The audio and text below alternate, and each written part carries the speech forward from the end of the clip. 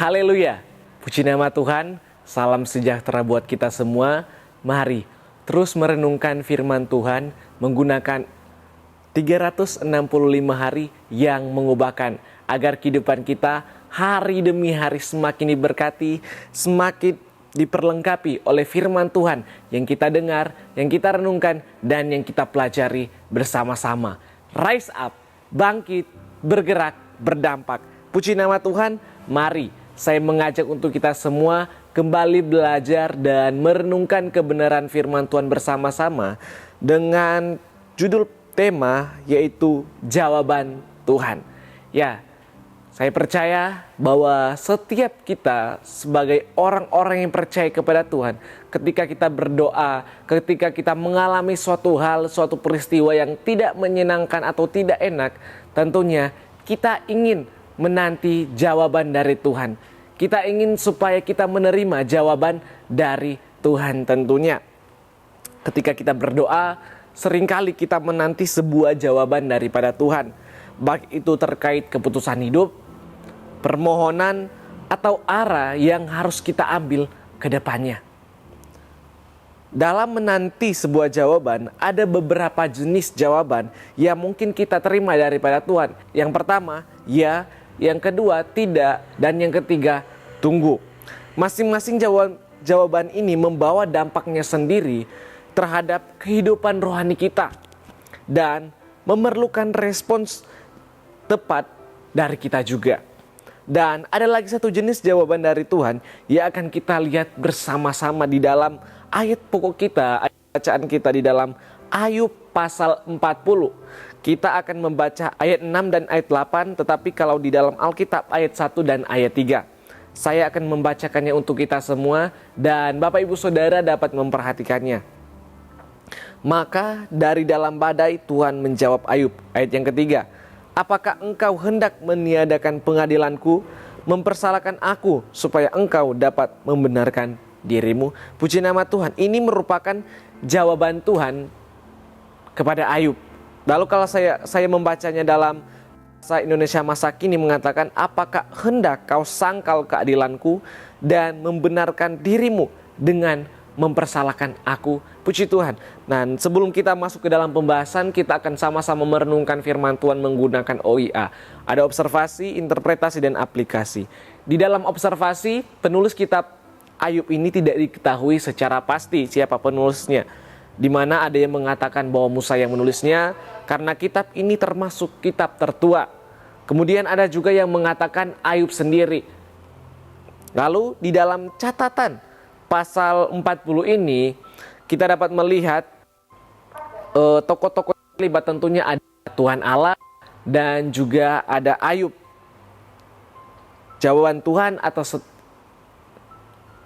Dan dalam catatan pasal 40 ini, kita melihat jawaban Tuhan atas perkataan-perkataan Ayub sebelum-sebelumnya. Jawaban Tuhan ini menantang Ayub, karena Ayub merasa dirinya tidak bersalah dan menyatakan bahwa dirinya benar di hadapan Allah. Benarkan diri di hadapan Allah memiliki pengertian, meremehkan penilaian dan tindakan Tuhan, atau menganggap Tuhan salah di dalam menilai dan bertindak. Inilah maksud Ayub terhadap Tuhan Allah.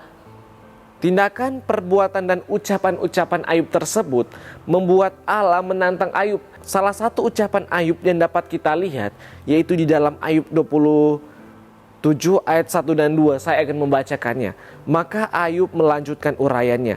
Demi Allah yang hidup, yang tidak memberi keadilan kepadaku, dan demi yang maha kuasa yang memedikan hatiku. Di sini kita dapat melihat Ayub menilai tentang Tuhan, yang dimana ia menilai tentang Tuhan yang hidup tidak memberi keadilan kepadanya, bahkan membuat hatinya sakit. Ayub mengatakan bahwa Allah tidak memberi keadilan, bahkan menyebabkan rasa sakit pada hatinya, dan perkataannya yang lain-lain yang membuat Allah menantang Ayub. Kemudian Allah menantang Ayub dengan memberikan dua gambaran bahwa manusia sendiri tidak sanggup, tidak kuat untuk menghadapi binatang yang kuat seperti kuda Nil atau buaya yang Tuhan Allah ciptakan. Ya benar, memang kita sebagai manusia tidak kuat, tidak sanggup jika tidak ada kekuatan yang Tuhan berikan dalam kehidupan kita. Kita tidak mampu menghadapi hari-hari demi hari kalau tidak dengan penyertaan daripada Tuhan. Oleh sebab itu, dua gambaran ini, Tuhan memberikan dua gambaran ini supaya Ayub merasa sadar bahwa ia lemah. Ia tidak sanggup menghadapi hari-harinya tanpa Tuhan di dalam hidupnya.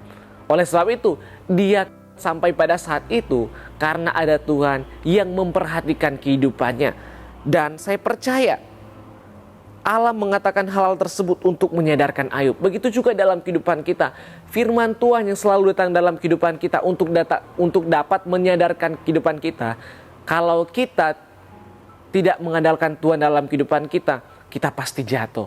Oleh sebab itu, firman Tuhan datang dalam kehidupan kita.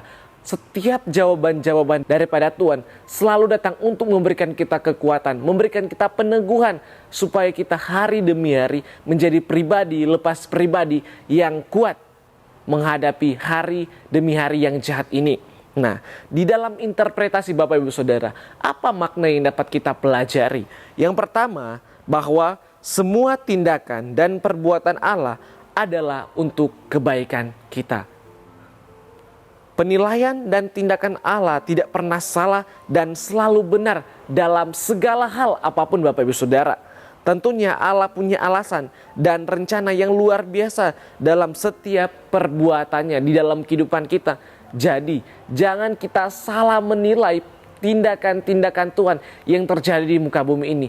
Semuanya ada alasan dan semuanya itu tentunya mendatangkan kebaikan bagi setiap kehidupan kita. Lalu yang kedua, makna yang kedua adalah Tuhan itu selalu adil dalam setiap perbuatannya. Allah itu adil.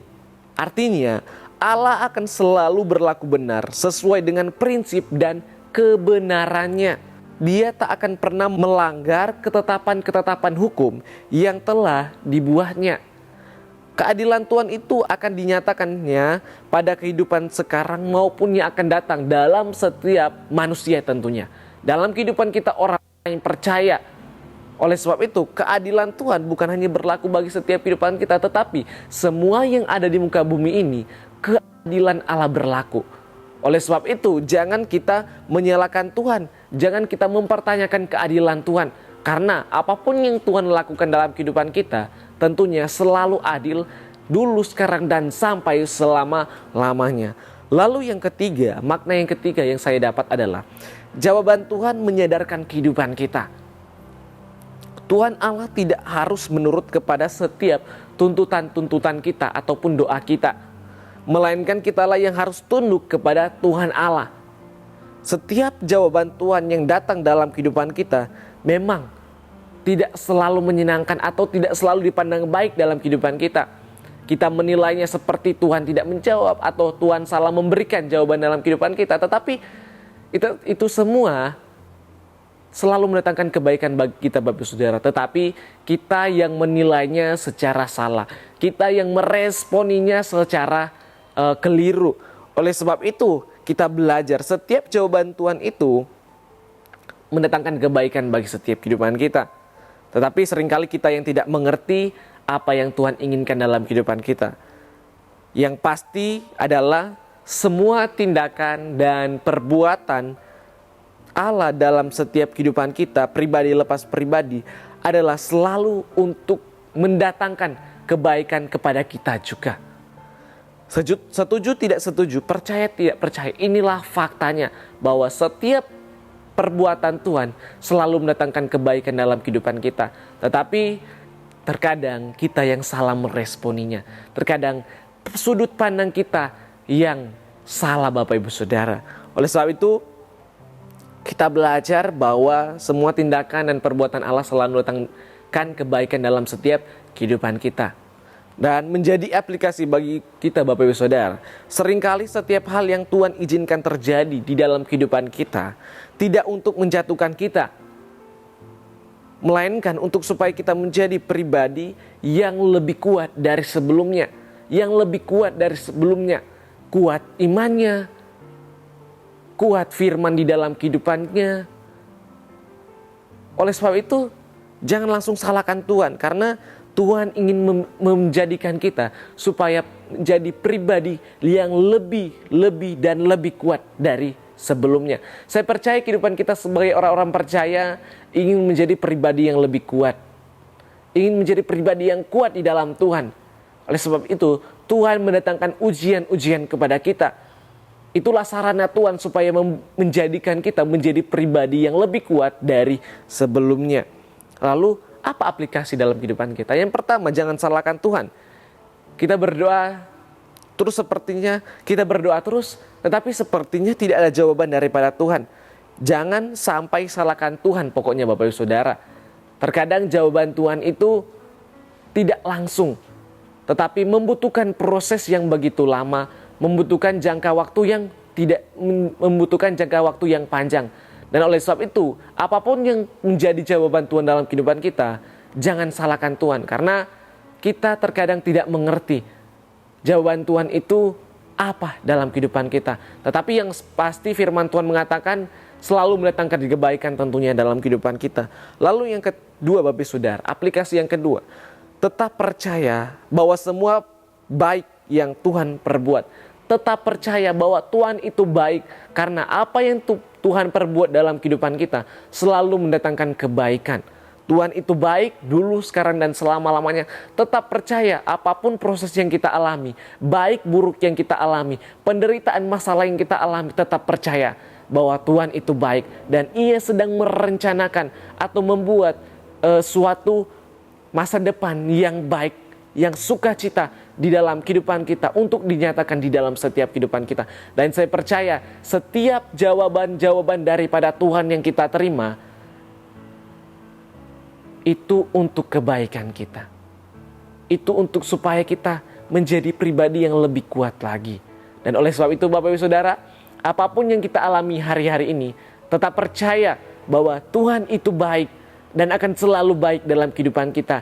Jangan tinggalkan Tuhan, biarlah kita tetap mau mengatakan bahwa sekali Yesus, selama-lamanya tetap Yesus. Amin. Puji nama Tuhan. Kiranya firman Tuhan ini dapat menjadi berkat dan kekuatan dalam kehidupan kita. Terima kasih telah mengikuti Renungan 79 yang mengubahkan. Bapak Ibu Saudara yang ingin doakan untuk pokok-pokok doa tertentu atau ingin menceritakan kesaksian mujizat kesembuhan, pemulihan masalah keluarga dan lain-lain dapat disalurkan melalui chat WhatsApp di nomor 0813 2742 0088. Tuhan Yesus memberkati kita semua. Mari kita satu dalam doa, kita berdoa. Kami mengucap syukur Tuhan atas setiap kebaikan-Mu dalam kehidupan kami. Apapun yang kami alami hari-hari ini Tuhan, masalah, penderitaan, suatu hal yang kami tidak mengerti, kami mau tetap percaya bahwa Tuhan itu baik, bahwa Tuhan sedang merencanakan sesuatu yang baik untuk kami terima di kemudian hari. Terima kasih Tuhan, terima kasih Bapa di sorga. Tuhan itu adil dalam segala jalannya dan penuh kasih setia dalam segala perbuatannya. Tuhan dekat pada keluarga GPDI El Shaddai Magelang yang berseru kepadanya, pada keluarga GPDI El Shaddai Magelang yang berseru kepadanya dalam kesetiaan. Terpujilah nama-Mu Tuhan. Kiranya Engkau memberkati, menyertai keluarga GPDI El Shaddai Magelang dimanapun mereka pergi dan berada, apapun aktivitas-aktivitas mereka. Terima kasih Tuhan, ampunilah segala setiap dosa kekurangan kami yang sering selalu kami lakukan di hadapan-Mu. Terima kasih Tuhan, kami telah berdoa dan mengucap syukur hanya di dalam nama Tuhan Yesus. Haleluya. Amin.